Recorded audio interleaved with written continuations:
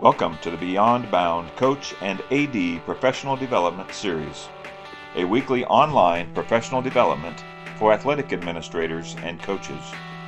Join us as 6 former ADs now employed by Bound and with over 100 years of combined experience discuss topics important and beneficial to ADs and coaches. Join us on this journey of professional growth.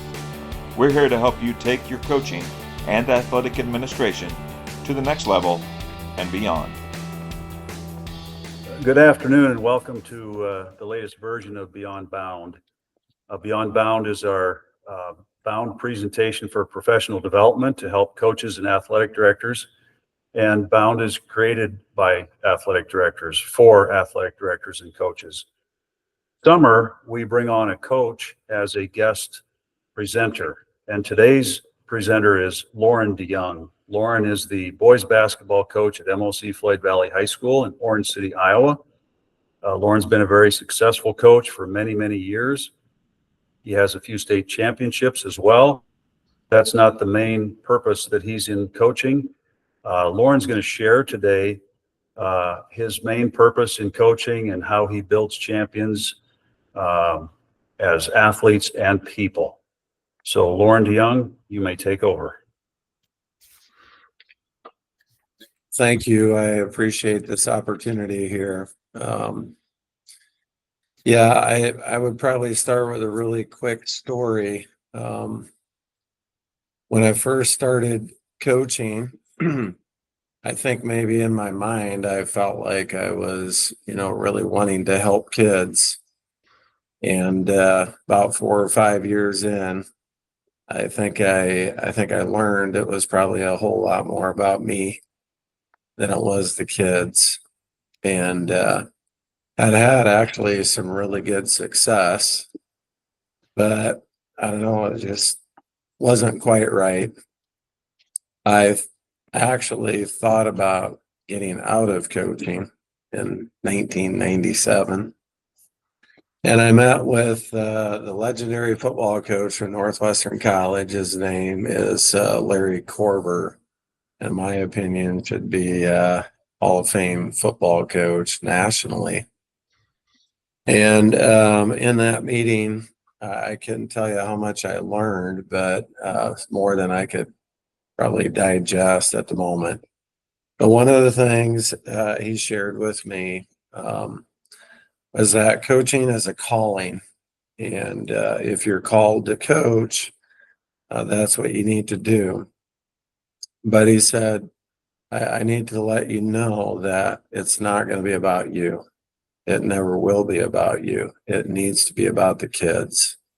And quite honestly, as a coach, it's going to be very costly and a lot of criticism, a lot of complaints, a lot of work, a lot of things that you're going to face. And then right at the same time, Earl Woudstrow, the head women's coach at Northwestern College in Orange City, I think he's won 6 national titles, had shared a line with me that really just stuck with me. And the line was, a lot of coaches might use kids to build their program, but the good Lord calls us to use our programs to build kids. And that's when, the idea of building champions really popped into my brain. And it's really what I've tried to be about. I don't do it very well, but I try to build champions off the court. And we do that by trying to build champions on the court, because we think sports and life are just so much the same, so similar in what happens there. And so I have a little picture that I'm sharing with you right now. Back in 2004, we literally had our guys in our program just develop a mission statement. And the mission statement was transforming boys to men by igniting, and then the initials you see on the top is unity, humility, selflessness, mental toughness, and playing for a higher cause. And so that's really been essentially our mission, transforming boys to men uh, on the court and transforming boys to men off the court. And so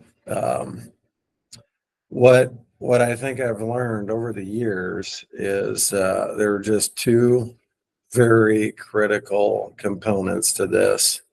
And the first one is focus. It must be the focus. Like my focus as a coach and my challenge to our coaches all the time we are using this program to build kids, to build champions, to grow them from boys to men. And that's the challenge that we have. And not only do I need to continue to remind myself, we are continually reminding our players. And when I say focus, I mean it. Like every single day, we sacrifice probably 15, maybe 20 minutes of time that could be worked on individual or team skills to, in probably 50 to 100 different ways, communicate to the guys really what we're after and how we're doing this. So the other component of that on the top there is outstanding communication. And that outstanding communication is kind of a relentless communication, but it's also like we are created to be in relationship as people, as teammates, in life, with our coworkers, with our spouses, whatever it is, with our kids. It's all about relationships. And so the communication that we have, it's really, really, really critical that we do it well. And I wish I were better at it, and I think I'm improving. But essentially, we really want to try to be very, very positive with our communication. And within that, just trying to be somebody that builds a spirit rather than tears a spirit down. And I'm not saying I'm not a tough coach. In fact, I would probably call myself maybe a little bit of a toughness coach. And I'll really challenge our guys. Like we challenge them really, really hard here. But I think through a lot of communication ahead of time, and if we've had them since fourth grade, we've really tried to build a relationship with our kids. I'd like to think I'd have enough trust built up into our kids that they would allow me to push them to levels that they're not used to getting to. Okay, and so the very first word on the top is unity. And that's just kind of the heartbeat of what we are trying to be. Every single team, we ask our guys every year, what do you guys want out of the season? And almost always to the man, it's like, well, we want to be one. We want to be united. We want to do it together. We want to come together as a team. And if you think about it, I know, like even with you varsity bound guys, just hearing you guys communicate a little bit today, just listening in, I could see, I could hear, I could feel the mutual respect, the care, the concern, the standard of excellence that you guys have together as a group, and the respect you have for one another. And it's critical because if you guys aren't together, you wouldn't have near the product that you have. And I think it's a really, really good product, something that I know I'm thankful for. And so you see that little cross in the middle. I'll try to wrap up here in a little bit and let you guys ask some questions. But the next screen, you see that DCU, and it does not stand for Dordt College University, but it could. I think it's supposed to be Dordt University. But one of the ways that we really try to foster this this idea of team and building champions is this DCU little acronym there. And it stands for Discover, Celebrate, and Unleash. And the idea behind that is not only for myself as an individual player, but for my teammates and for coaches. Like, it's one of my number one jobs to discover what gifts each and every young man has to offer. Like, what is it about this guy? How did the good Lord create him and shape his life that can really be a blessing to our team? And that can come in any package, in any shape, in any form. And it's my job and the job of the guys of our team is to find out who I am and what I can do and what I can offer, and not to compare myself to anyone else. And that's extremely difficult because a lot of times mom and dad are doing that.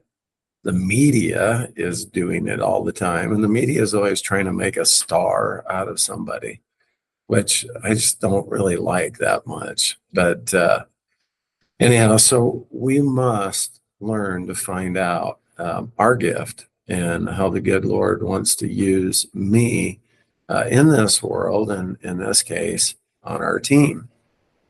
And once we discover that gift, then we want to celebrate that.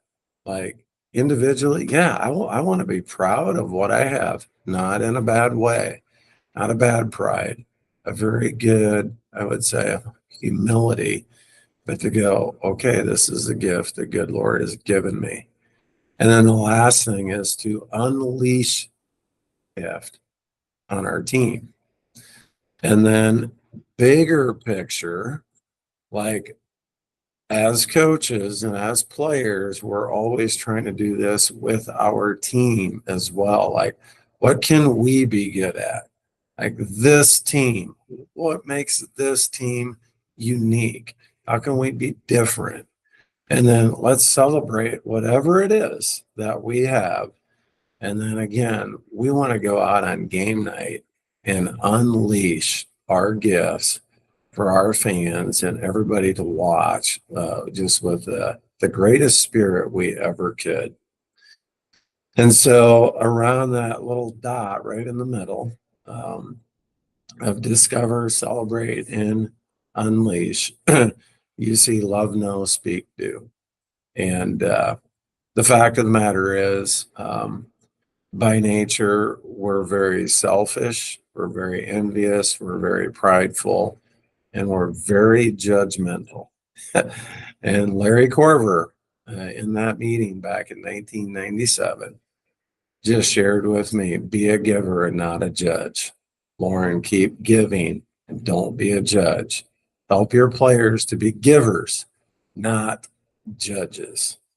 And so that love part is, I want to come and clothe myself with humility, with kindness, with patience, with all of these things.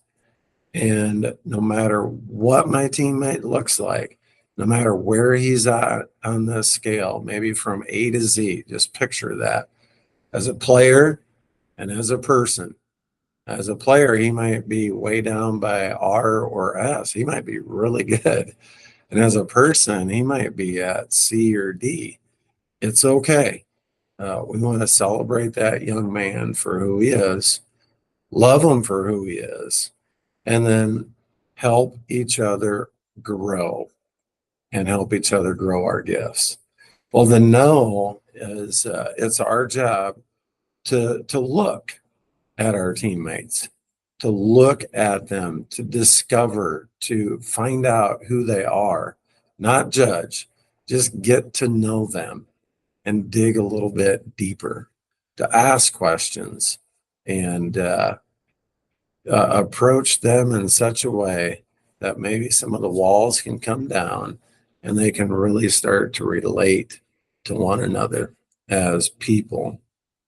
And then that word speak, we are trying to speak life. Like we, as much as possible, want to avoid words of death. Like I know Proverbs says the tongue has the power of life and death. And we want to speak life. And we don't always do it. And sometimes I'm one of the biggest violators and I have to come back to our guys and apologize. But that's what we're after.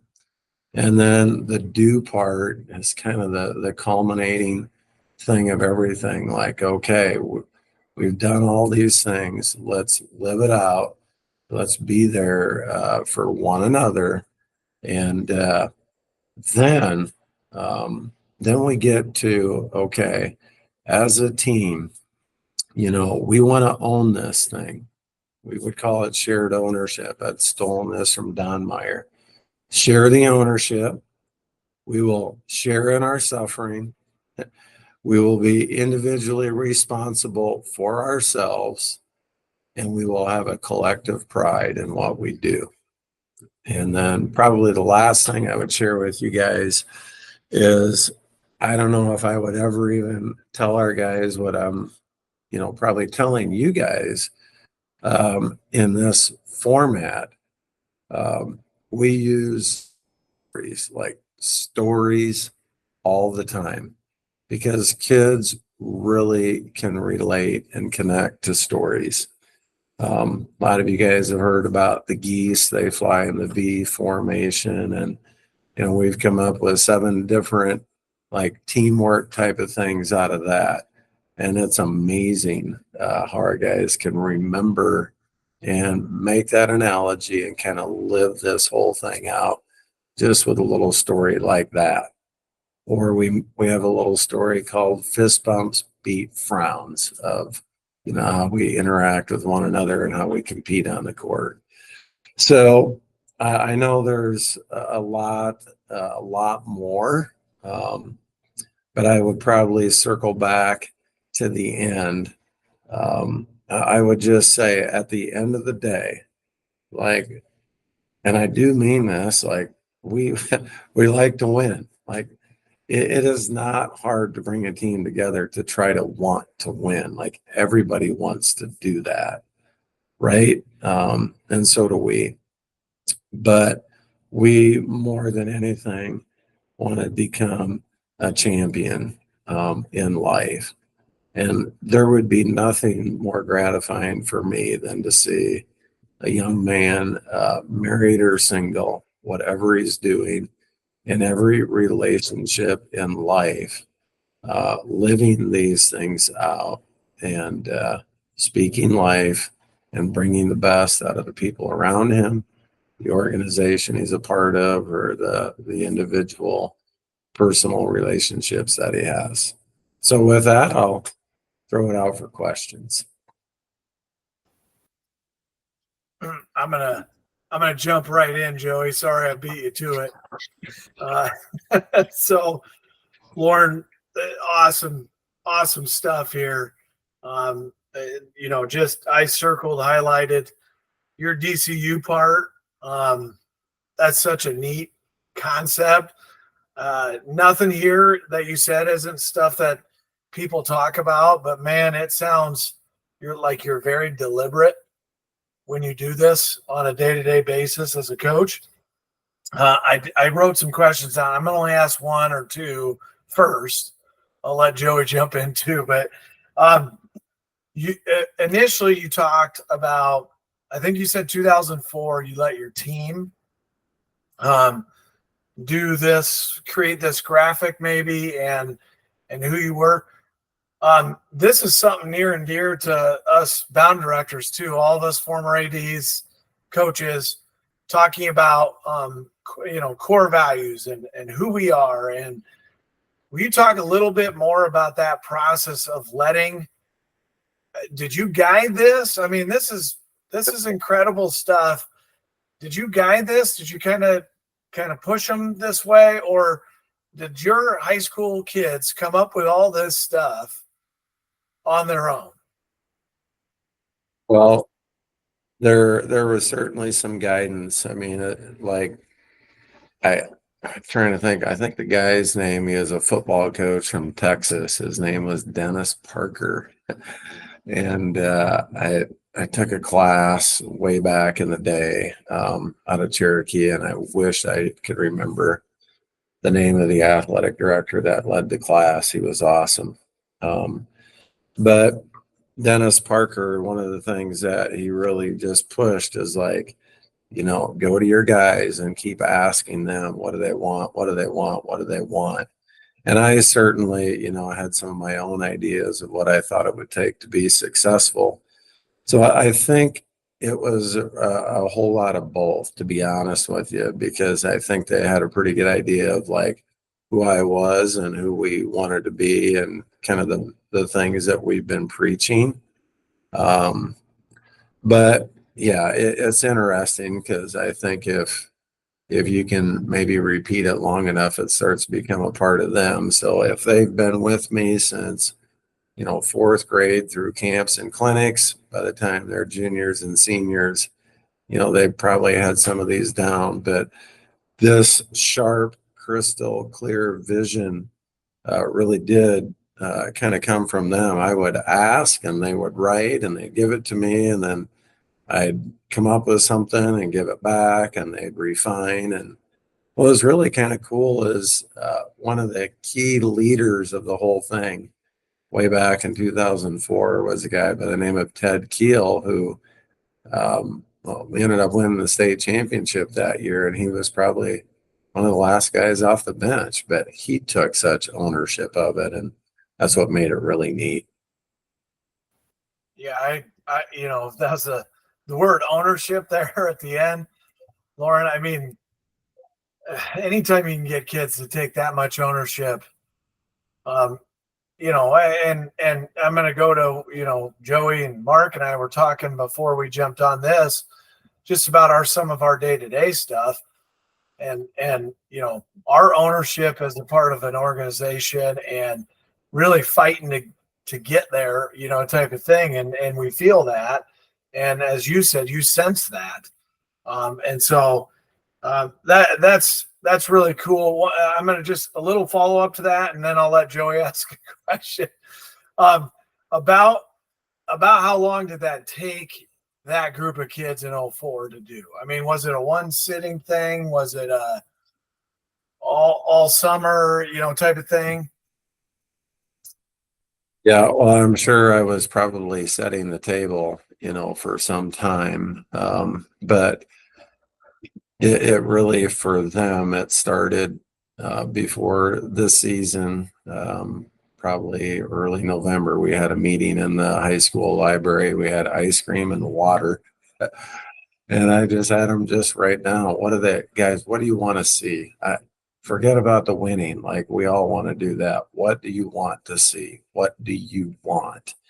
And they would write, and it was then a process. I would gather all the data and then, just make tally marks behind the ones that, probably showed up the most. And maybe I had to tweak a word or two here and there, or maybe there was kind of the 3 different words that kind of meant the same thing that kids were writing down. So, and then I brought it back to them, and here's kind of a list of things, and they wrote down some more and, discussed some more and gave it back to me. And it was probably took us maybe 3-4 weeks in total before we finally got to, or we wanted to, but I think the time that we invested in it was worth it, and actually extremely healthy.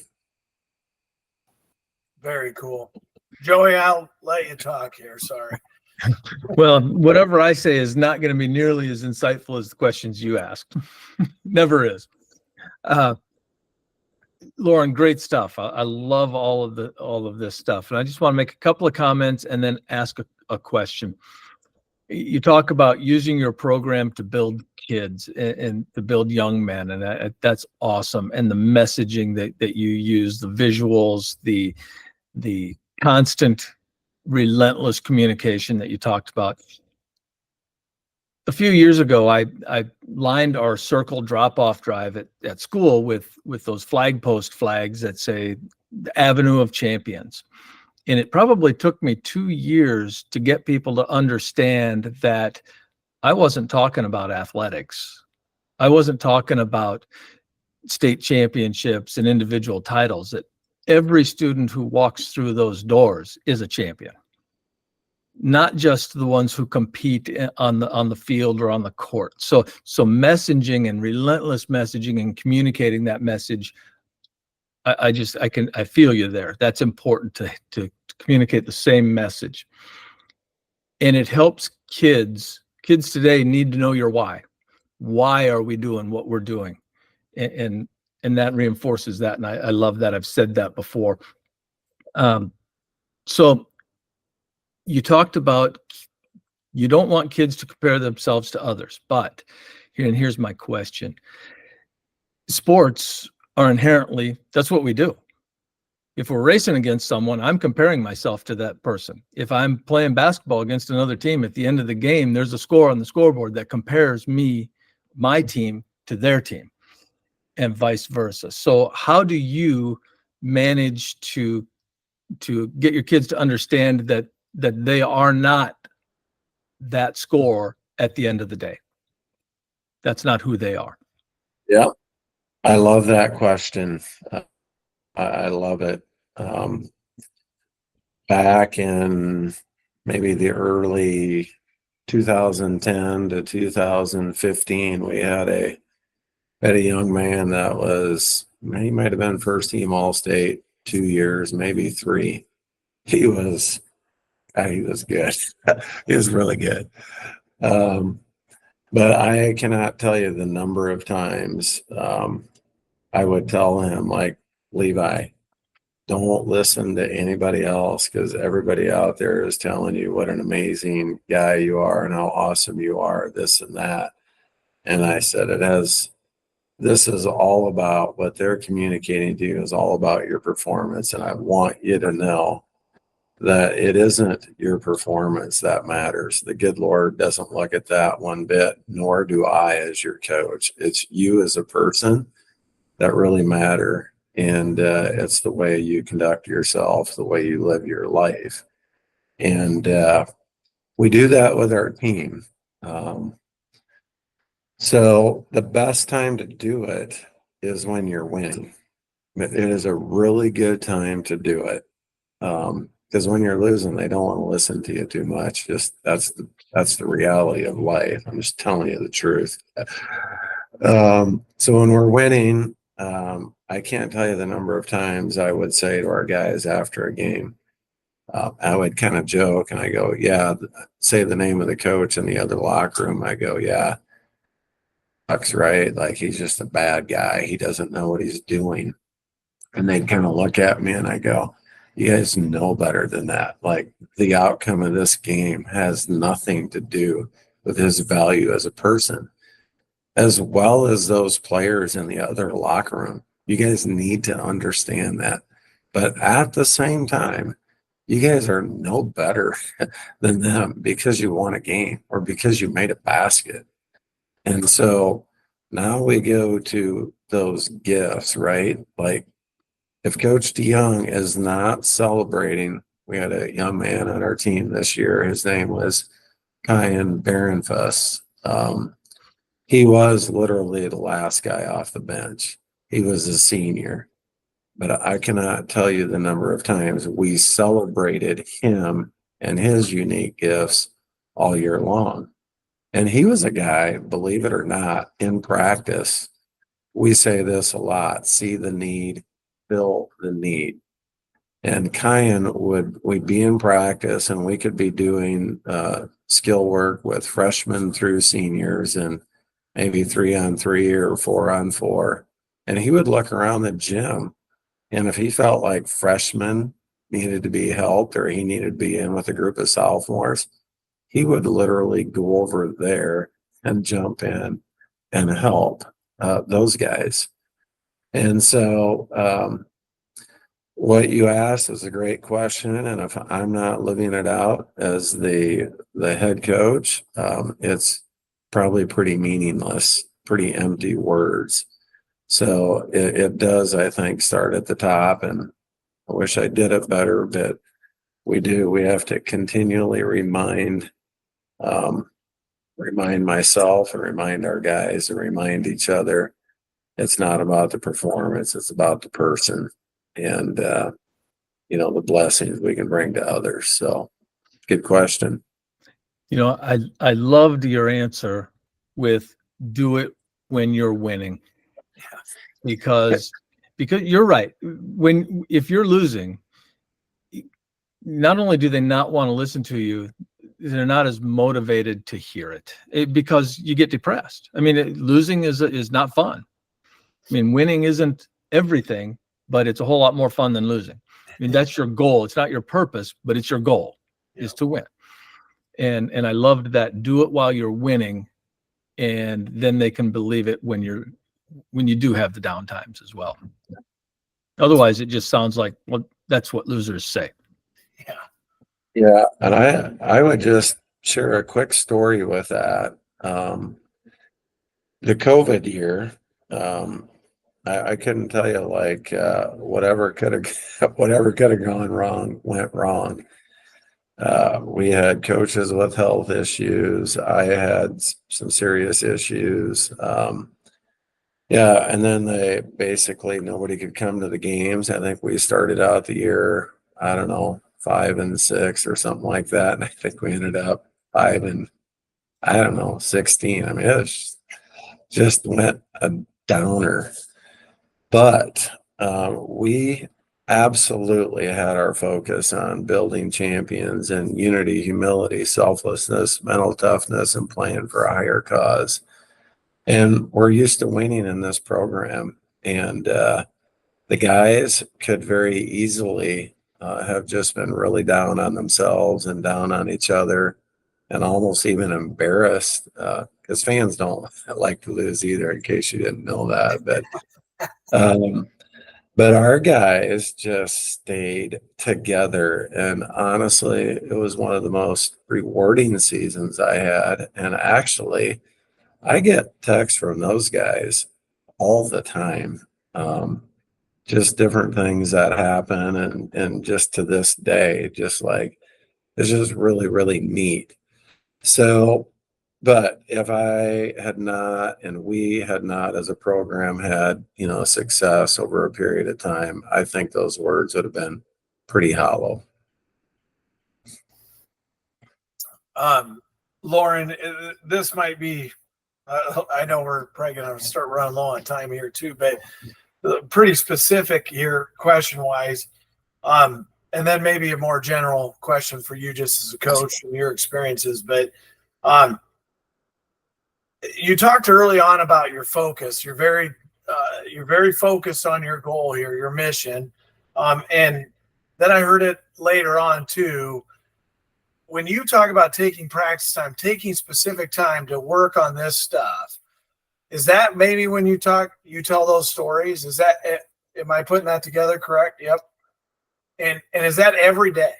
I mean, and I'm asking specifically, I still coach track, and I'm trying to steal some things here too, because that sounds like a great idea. Yeah, this is exactly what we do. The first thing we do is every single guy in the gym is greeted by every coach, and we got a smile on our face. We try to get a smile out of them, and how you doing, and just welcome them and let them know, like, we are glad to see you. And we communicate that every day. And then the whole group, the whole gym will meet at center court And we may have a little saying, maybe every kid might have their own that they want to bring. Like we put a lot on our seniors, and we'll put them right in the middle, and it'll be a message that somehow communicates, what we're trying to communicate here about, team and building champions and all of that. And then we literally jog 2 by 2 to a former teacher's classroom. And then we'll have another conversation. Maybe it's reviewing, maybe it's digging into the story of whatever it is. And sometimes it's not a story. It might be 3 words on the board, whatever it is, but none of them has to do really with X's and O's at all. We are attacking the person every second, almost every second of the day. And then we jog 2 by 2 back to the gym, and then everybody gets on the line, the whole gym, and we do our warm-ups. But in our warm-ups, like when we jog or karaoke's or, high knees, whatever we're doing, we will have like a word or a phrase or several words of the day. It could be unity, humility, selflessness, mental toughness, playing for a higher cause. So as the guys are running down the court, like one guy might say the word unity and the whole group echoes unity. And then we make the trip back and the next guy says humility and the whole group says humility, and then all the way through the end. And then when we're done, they stretch a little bit, and then I'll probably pump them with some more challenges. Or I've gotten a lot smarter. I do a lot less talking, and I try to get our assistant coaches or seniors or pick players. I'll pick players to talk, say, what do you want to say today? And I think if they've been trained well enough, they're going to keep their focus on these things. And that's when it gets really fun, when it starts coming out of their mouths, because now I can say, hey, you guys are the ones who said it. I'm just trying to help you become what you want to be. Yeah. No, that really, really cool. And just one kind of general question for you as a coach over all your years. Where have you talked really early, and I agree wholeheartedly, coaching is a calling, but it's also costly. And it's costly not only, publicly, but also family, that type of stuff. It's costly across the board as a coach. What have you found to be the hardest, or what maybe has been the hardest part for you? Because everybody's unique. But what has been the hardest part for you in this process of coaching? That's a really, really good question. I think probably the best way to say it is, I think whatever I do, I'm also a counselor here. And so when I have a student in my office, I want to give them every bit of myself. I used to teach elementary PE in Hospers, Iowa. And I don't know if anybody ever came and observed me teach PE. I don't think I had a principal in there ever.